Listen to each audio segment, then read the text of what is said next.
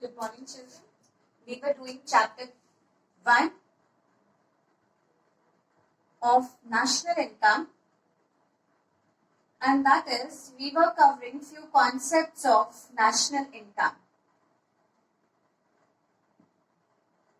Today let's study what are final goods and intermediate goods.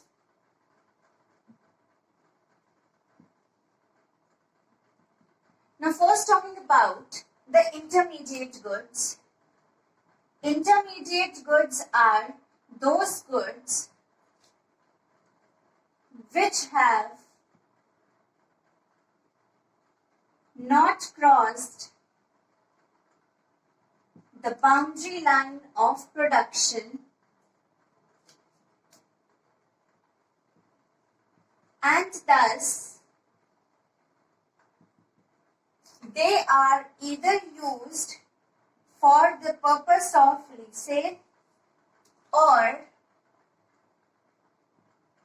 for the further production. These are two major components of intermediate good. That is, these goods are either bought for resale or they are bought for the further production. Now, like for example, we can say raw material.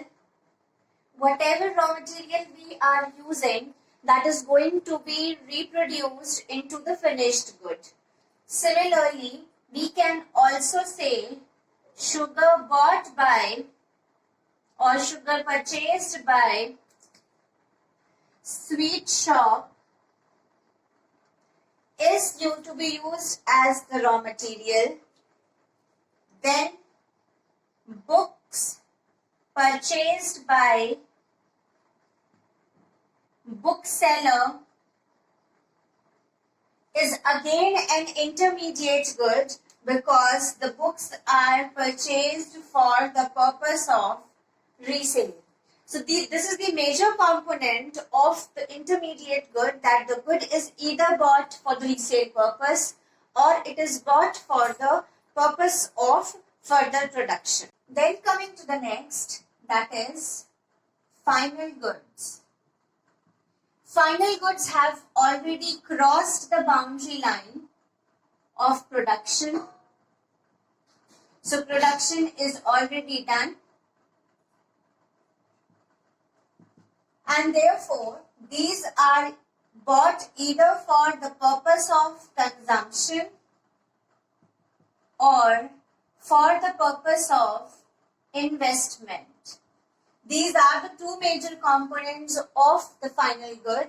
To categorize a good as a final good, the goods which are purchased either for the consumption purpose, let's say for example, sugar purchased by household. The same sugar which was in earlier we had seen was an intermediate good because it's for the further production purchased by the sweet shop. Now here, since the sugar is purchased by the household for his or her own consumption, that's why the component of consumption is met out here. We say the sugar is, in this example, the final good. Similarly, books purchased by student.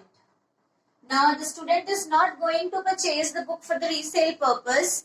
He is going to purchase the book for his or her own consumption. Therefore, the same books which was earlier bought by the bookshop was an intermediate good. Here, when the books are purchased by the student, it becomes the final good.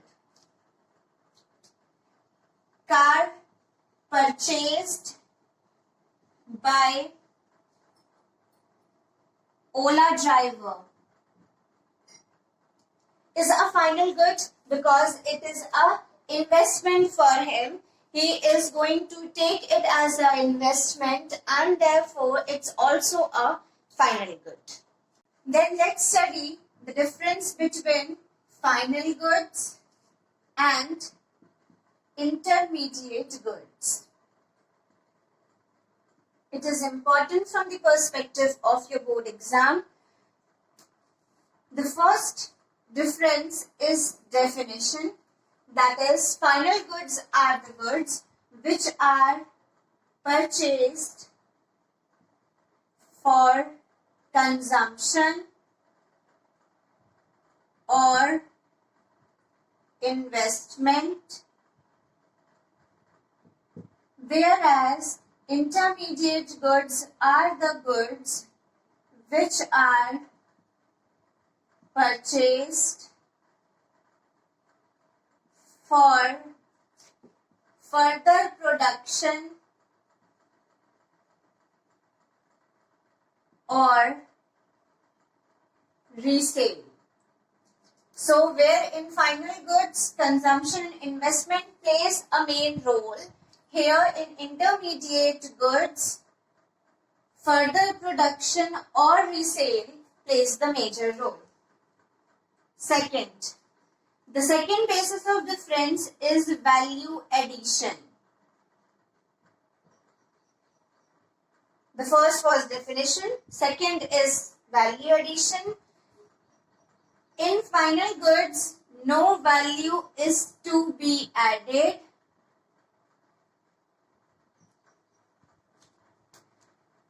That is, it is ready to be used, whereas when it comes to the intermediate good, value is yet to be added. That is, it is not ready to be used. The third basis of difference is the production process. We have already done that the final goods have crossed the boundary line of production, whereas intermediate goods, these have not crossed the boundary line of production. Then let's see the calculation part. Here we are saying the calculation of national income. It is used, or we can say it is added, or it is included in calculation of national income, whereas intermediate goods are not included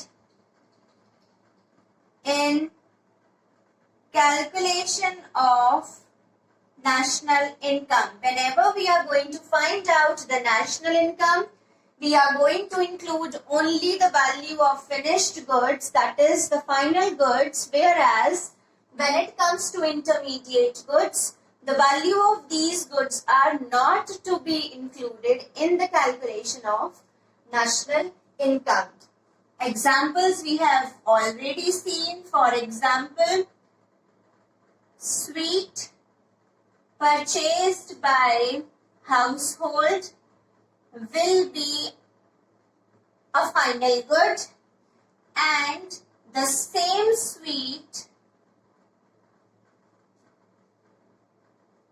purchased by the sweet shop becomes the intermediate good, because when the sweet will be purchased by sweet shop, it will be purchased for the resale purpose.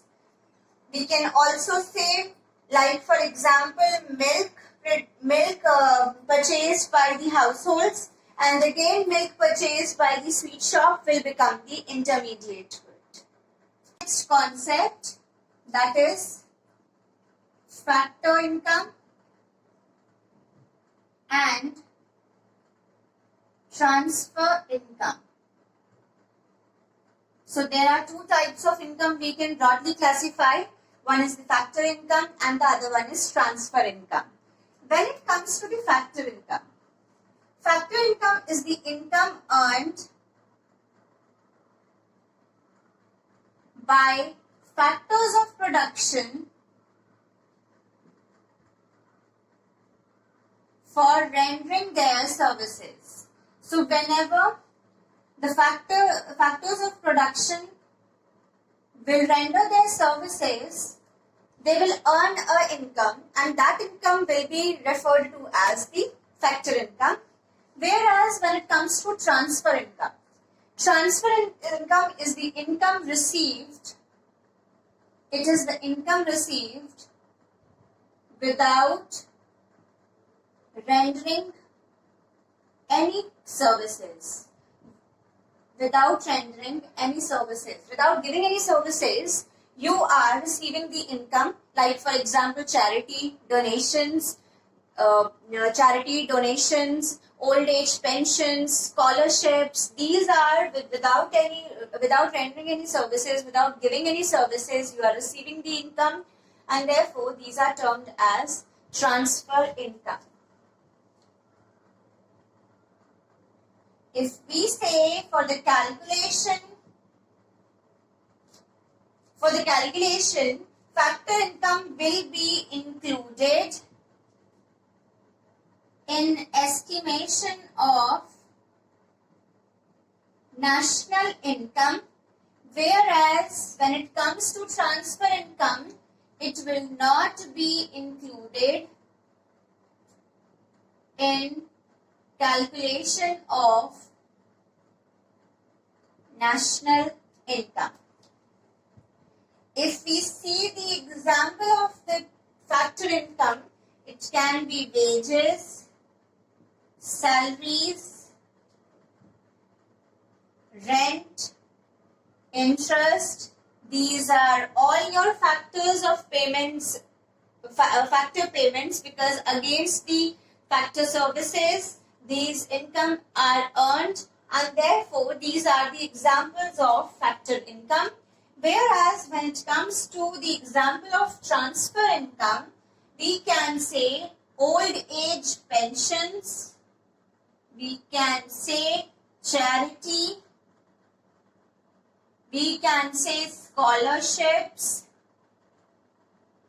etc.